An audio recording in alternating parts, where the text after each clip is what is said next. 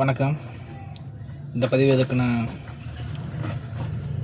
கோயம்புத்தூரில் இந்துஸ்தான் காலேஜில் ஒரு 17 வயசு பையனை சக மாணவர்களால் அடித்து கொல்லப்பட்டிருக்காங்க.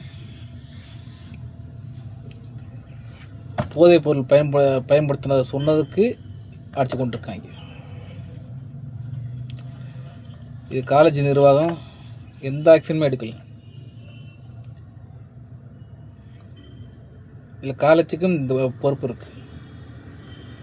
அதனால் தக்க நடவடிக்கை எடுத்து அவங்களெலாம் இந்த காலேஜில் திரும்பி படிக்க, எந்த காலேஜிலுமே அவங்கள படிக்க விடக்கூடாது.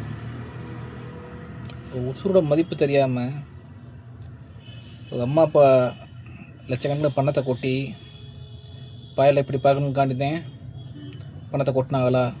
அவங்க அழுகையை பார்க்கும்போது யாராலையும் பார்க்க முடியல.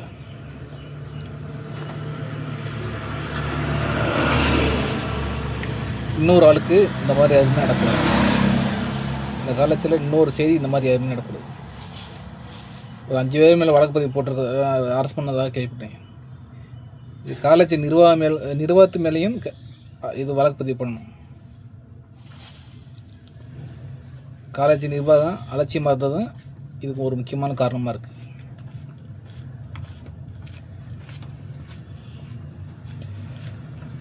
அதனால் காலேஜ் நிர்வாகத்து மேலேயும் நடவடிக்கை எடுக்கணும் கண்டிப்பாக. அடுத்து அந்த காலேஜில் உணவுகளும் ரொம்ப மோசமாக இருக்கிறதா கேள்விப்பட்டேன். மாணவர்கள்லாம் அந்த ஹாஸ்டல் தங்கி இருக்க மாணவர்கள்லாம் அந்த காலேஜில் உணவுகள்லாம் சாப்பிட முடியலன்னு கேள்விப்பட்டேன்.